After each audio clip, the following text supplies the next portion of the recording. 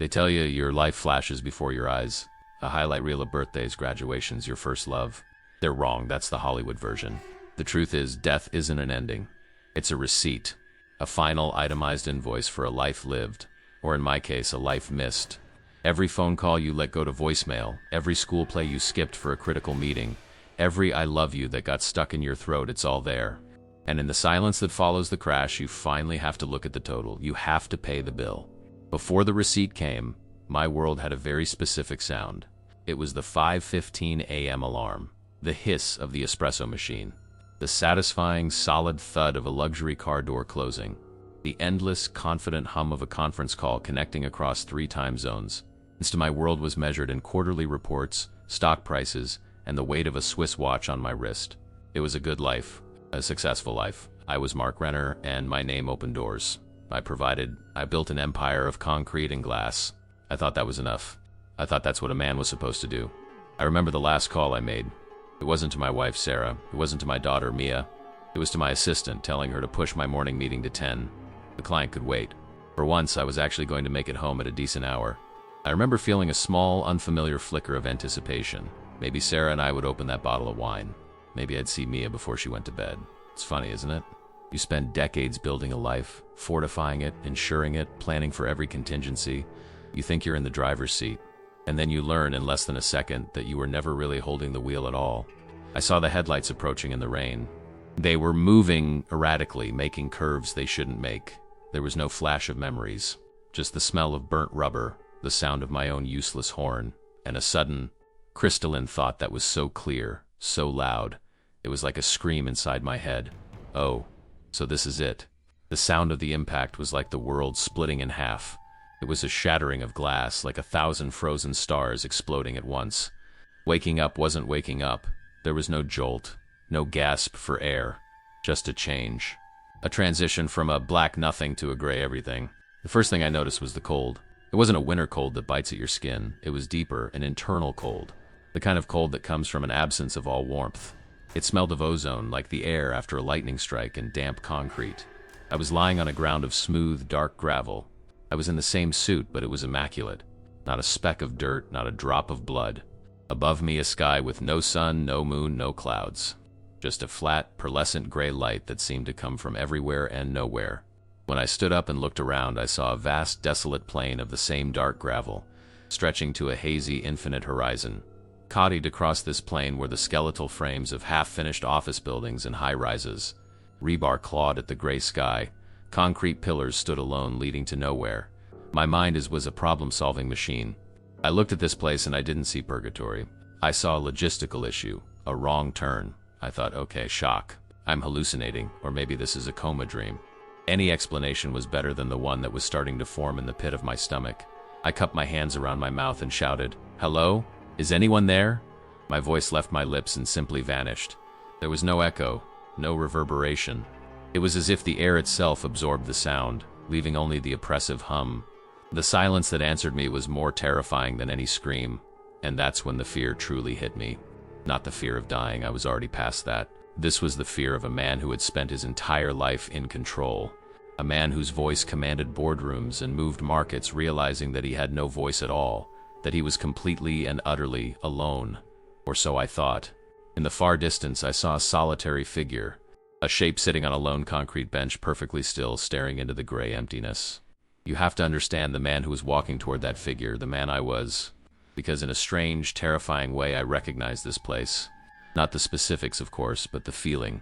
The vast, echoing emptiness. I had built my life on a foundation of it. My life was a blueprint, a perfectly designed structure. Every day was a series of precise, calculated actions. The 5:15 a.m. alarm wasn't a sound, it was a starting pistol. The espresso was fuel, not pleasure. My reflection in the polished marble of the lobby wasn't a man, it was an asset. Mark Renner, a name that meant profit, efficiency, and unwavering control. I believed in a simple, tangible gospel. You are what you build. You are what you acquire. My cathedral was the office on the 42nd floor. The air there was different, filtered, silent, smelling of ambition and expensive air freshener. The view of the city below it wasn't beautiful. It was a map of my territory. Proof. I could point to buildings and say, I financed that, I closed that deal, I own a piece of that. And I was good at it. I was a master of the tangible. I could read a balance sheet like a poet reads verse. I could navigate a hostile negotiation with the grace of a surgeon. I understood contracts, clauses, and loopholes. I understood things you could touch, measure, and ensure. People were the abstract variable I never quite solved. I loved my wife, Sarah. Of course I did. I told myself that every time I signed the check for the mortgage, for the private school, for the vacation home we barely used. I thought love was a service I provided, a transaction. My part was to build the fortress, to fill the treasury. Her part was to live inside it. The silence in our house was heavier than the silence in my office. It was filled with all the things we weren't saying. I'd ask about her day and she'd ask about mine, but we weren't really talking. We were exchanging reports. I felt this invisible wall between us, and God, it was easier to just leave it there. I remember coming home one day and finding Mia, then 10 years old, in her dance recital costume, practicing a pirouette. She told me she had a solo part in that night's show, that she was the best in the class. She asked if I could come. I looked at her, then at my watch. I said I had a dinner with investors from Singapore, that it was critical. I promised I'd make the next one, that we'd film it. The light in her eyes dimmed, just a little. A perfect, practiced smile replaced it. She said it was okay, that we'd film it. A promise. It was the currency I dealt in, and I was bankrupt. There was always another next one. Another recital, another soccer game, another birthday I'd call into from a hotel room 1,000 miles away. I saw her life in snapshots and forwarded videos and photos on my phone. She was growing up in pixels while I was chasing projections. Sometimes in the quiet after the deals were done and the city lights blurred into a soft, indifferent glow, I'd feel it. A tremor. A deep tectonic wrongness beneath the perfect surface of my life. I had everything the blueprint said I was supposed to want. Success, the wealth, the family. So why did I feel so hollow? It was like I was a ghost haunting my own life. I was present, but I was never really there. I was running, always running. I thought I was running towards something, the next deal, the next milestone. But I wasn't. I was running from the silence, from the intimacy, from the terrifying, simple truth that if you stripped away the job, the title, and the watch, I didn't know who Mark Renner really was. 3 days before the accident, my watch, an automatic tourbillon, literally designed to defy gravity and keep perfect time, ran backward for 3 seconds. I took it off, shook it, and it corrected itself. I called it a mechanical quirk. 2 days before, my father called me. We talked about business as always, but at the end, he said something different. He told me to be careful, that all those glass towers wouldn't keep me warm at night, that I should make sure I was building something that would last. I laughed, said everything was under control. The night before the accident, I found a new drawing from Mia in her room. It was our family. Sarah and Mia were rendered in bright, vibrant colors, but Mia was just a faint pencil outline, a transparent man holding a briefcase. And where my heart should be, she had drawn a small, gray office building. On the morning of the accident, Sarah asked me to skip the quarterly retreat. To stay home, just be home. I looked at her, saw the lines of exhaustion around her eyes, the hopeful tension in her shoulders. For a second, I wanted to say yes, but my phone buzzed with an urgent email and I said I couldn't, that the deal was critical. She just said, "Be safe." She didn't say I love you, and I didn't notice until it was too late. When I got closer to the figure on the bench in that gray place, I saw it was an elderly woman, her posture slumped in silent grief. And then I recognized her. It was my mother, the architect of my own emotional prison. That's when I finally understood. This place, this endless, gray, unfinished landscape wasn't punishment. It was a reflection. It was the world I had built inside myself, a monument to progress, with no room for a soul to live in. I had spent a lifetime building my own absence, and now, finally, I had arrived. My mother's face when she saw me, there was no joy there, no surprise. It was as if she'd been waiting for me for years on that lonely bench. Then I saw another figure emerging from the gray mist. My father. He looked as empty as her, as lost, as absent. Two souls wandering through an eternity of regret, both trapped in an endless cycle of what if, and I tried to speak to them, but their mouths moved without sound. I tried to touch them, but my fingers passed through them like smoke. They were there, but they weren't present, just as I had been in my own life. The reflection was so brutal, so obvious that I almost collapsed. This was the inheritance they had left me, and this was the inheritance I was about to leave Mia. The legacy of the absent man. I don't know how long I spent in that place looking at the specters of my parents. Time had no meaning there, but eventually I noticed that in the distance, there was something different. A light. It wasn't bright or warm, but it was a change in the perpetual gray. Something that didn't belong to this place of absence. I looked at my parents one last time. They were my warning, my future, if I continued on the path I had traced. Then I began walking toward that light. The path was long. With each step, I felt the memories of my life pulsing around me like ghosts. Every lost moment, every ignored call, every broken promise. It was like walking through a museum of my own absence, each room displaying another moment when I had chosen work over life, another moment when I had chosen the tangible over the essential. When I finally reached the light, I found a figure waiting for me. It was neither man nor woman, young nor old. It was just a presence. Its eyes didn't look at me. They looked into me. And for the first time since I had arrived, I didn't feel judged. I felt seen. The figure didn't speak with its mouth. The voice was inside my head, but it felt external. It was calm, resonant, like the feeling of deep waters. "You have come," said the voice. "I don't want their fate, my parents." "I can't. I won't end up like that," I replied, my own voice hoarse, quiet. "Their fate was a choice, repeated day after day, until it became a destination. As is yours," the figure responded. "I was a good man. I provided. I built things. I argued. You built walls. Let us look at the blueprints." And then, without warning, the air in front of me shimmered. The gray emptiness around us dissolved, and suddenly we were in my own kitchen. It was so real I could smell the coffee. I could see the faint smudges on the stainless steel refrigerator, and I could see Sarah, my Sarah, sitting at the table. She was on the phone, and I knew with a certainty that chilled me to my core which call this was. "Mark? Hey, just calling, yeah. I know you're busy. Mia's play is tonight. She has a solo part." "No, of course, the client comes first." "I get it. We love you." As Sarah spoke, I didn't just hear the words. I felt them. A wave of nausea washed over me as I was flooded with Sarah's forced cheerfulness, the bitter taste of resignation underneath it. It was a physical sensation, a tightening in my own spectral chest. "What is this?" I gasped. "This is the echo. Not as you remember it, but as it was received," the guide explained. Sarah hung up the phone. Her smile vanished instantly, like a switch being flipped. And I felt it, the sudden, crushing weight of her loneliness. It wasn't an idea. It was a physical pressure, a cold density settling in my stomach. Then my focus was pulled to Mia. I saw the hope in her eyes extinguish. And I felt that too. It was a sharp, stabbing pain, like a needle piercing my heart, followed by a hollow ache that spread through my limbs. "Make it stop. Please," I pleaded, clutching my chest. I'd never felt anything like it. This was not my pain. It was the pain I had created. A poison I had poured into the world, and now I was being forced to drink it. The scene shifted, melting into another. Mia's bedroom. She's 16 now, sitting on her bed in her graduation gown, sobbing silently into her hands. I felt the raw teenage agony of her humiliation. Her father, the only one who didn't show up. It was a hot, searing shame that made my own skin feel like it was burning. It shifted again. A fancy restaurant. Sarah sitting alone at a table for two on our anniversary. I felt her quiet dignity as she ordered for one, the deep, resonant ache of being forgotten. It was a low, throbbing hum of sorrow that vibrated through my entire being. "Stop. Please, just stop." I didn't know. I was working for them, for all of this. I screamed, falling to my knees. "You were working for the idea of them. You provided for their house, but not for the home. You funded their future, but you were absent from their present," said the guide. I stood up, the fighter in me making one last stand. "This is a punishment. It's not fair. I don't belong here. There has to be a way out. A deal. What do I have to do? Tell me the price." "There is no price to be paid. Only a truth to be accepted. You are not being punished, Mark. You are being shown the world you built. This is your place. Prepared for you." The guide gestured. The visions of my family faded and the gray landscape reasserted itself. But now, next to a lone concrete pillar, an outline began to form in the air. The shape of a sleek, minimalist office chair, a desk, and on the desk, the spectral image of a smartphone which began to ring with a shrill, incessant tone.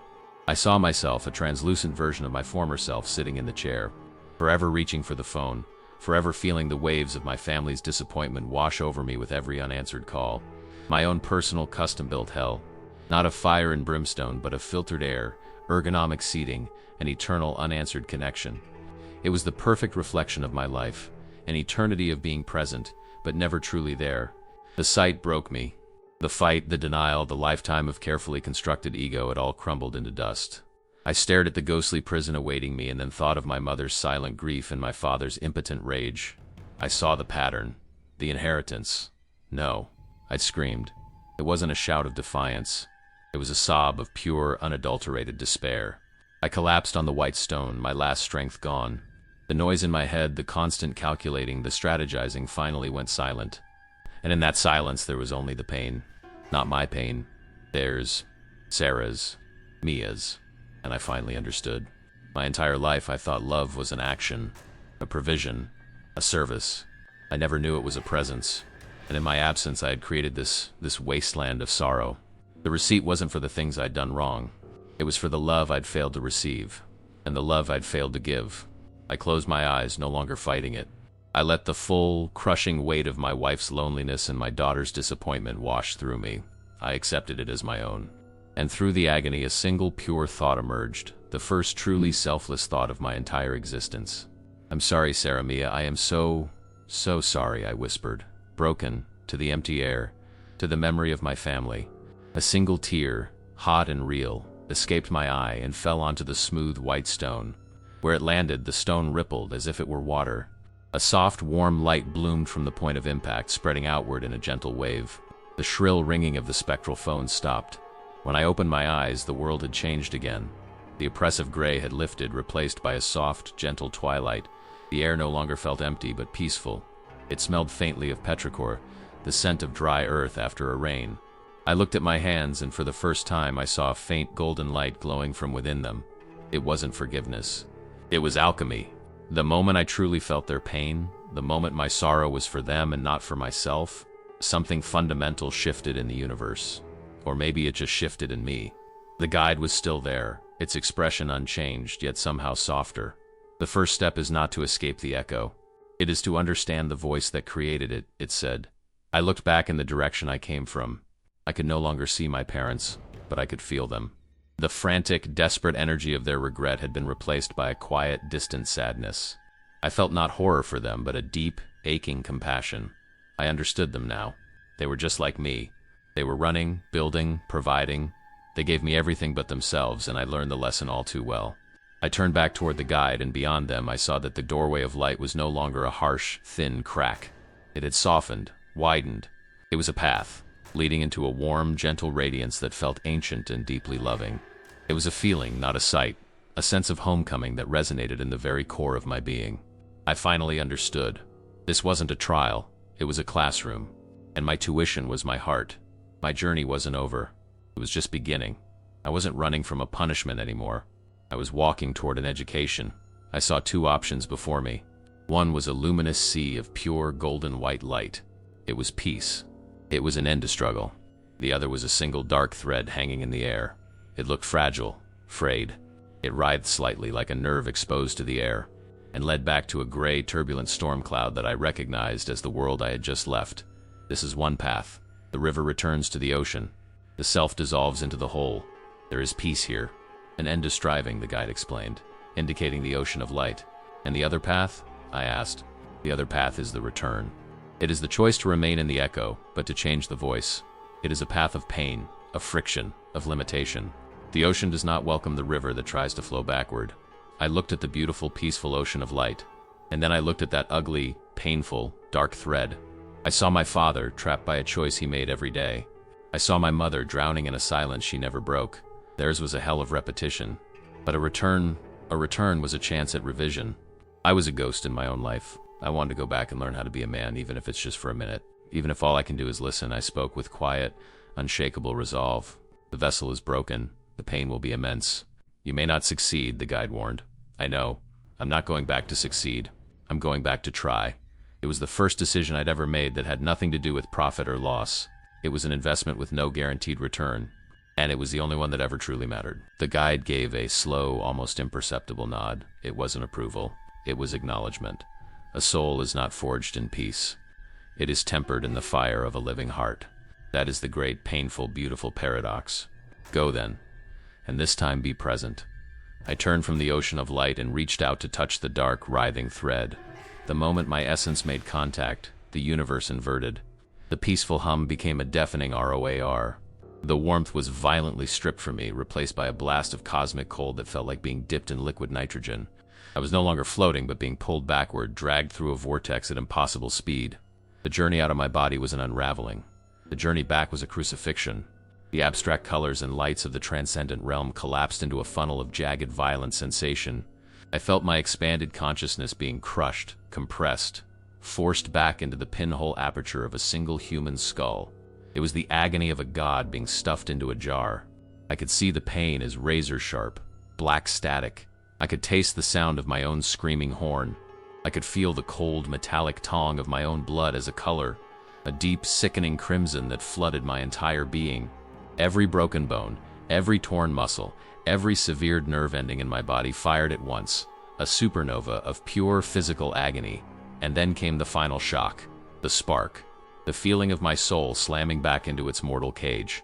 It wasn't a connection, it was an impact, a head-on collision between the infinite and the finite.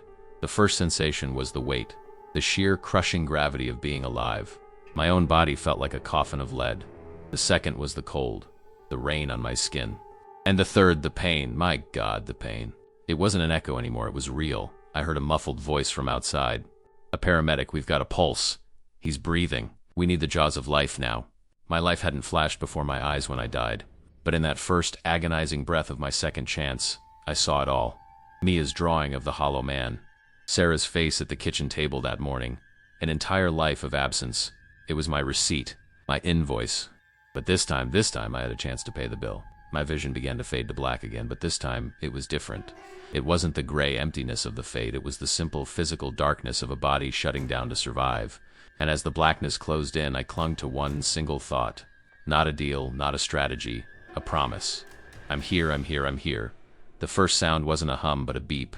Rhythmic, mechanical, insistent. It was the sound of a machine measuring a life. It was joined by the soft, rhythmic PSSS click of a ventilator forcing air into reluctant lungs. The journey back was a violent birth. A soul stuffed back into a body that no longer wanted it. And waking up wasn't like in the movies. There was no gentle flutter of eyelids. It was a deep-sea diver surfacing too fast. A crushing, painful repressurization. In the fade, I was a thought, an awareness. Now I was cargo, trapped in a cage of my own flesh and bone. Every sensation was an assault. The sandpaper friction of the breathing tube down my throat.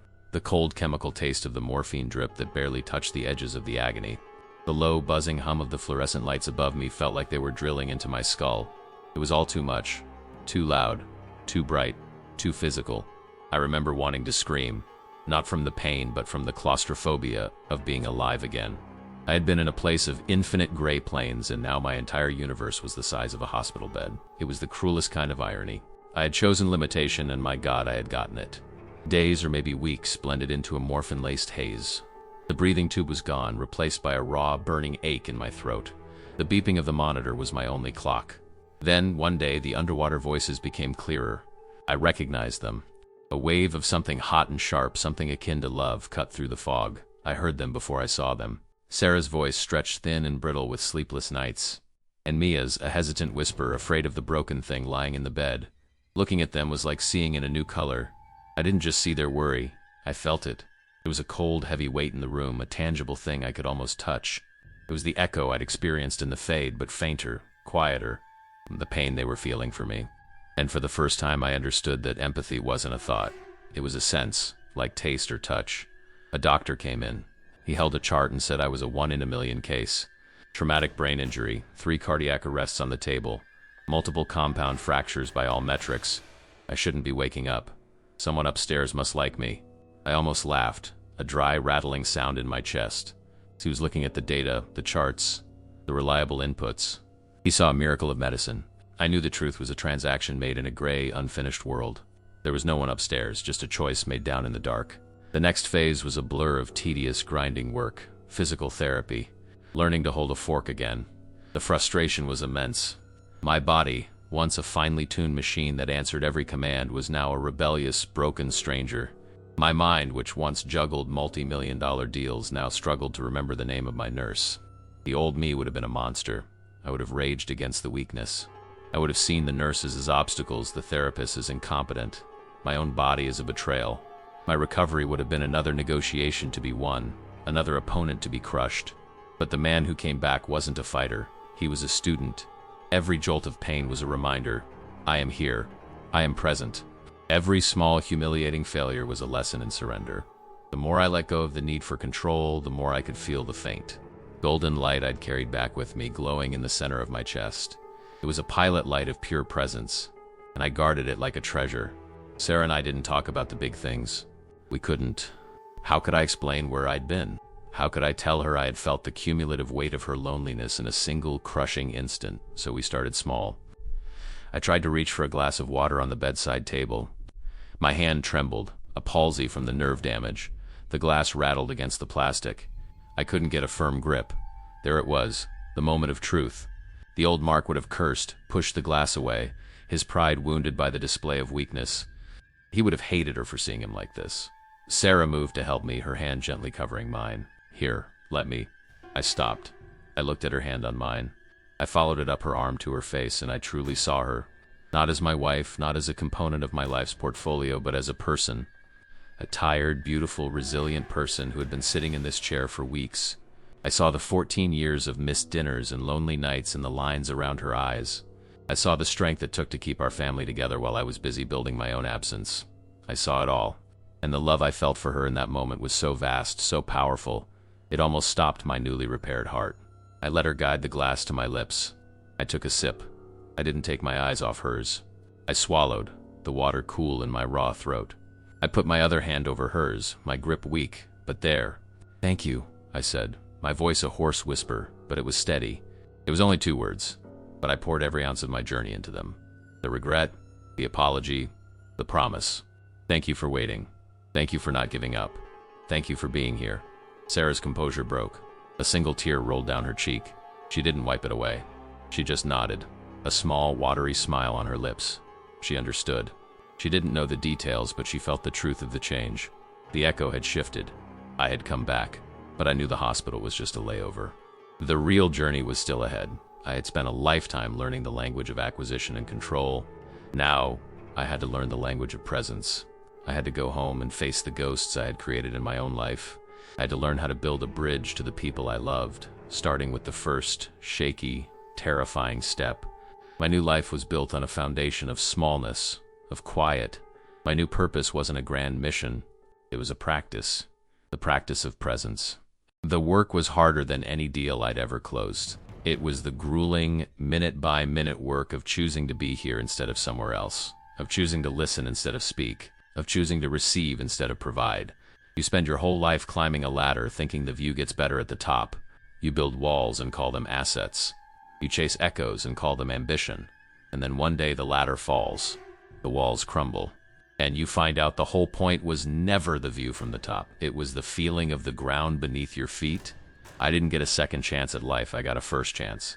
The man named Mark Renner died in that crash. I know that now. The man who came back is still learning his name. But for the first time, he knows where he lives. He's not an architect anymore. He's just home.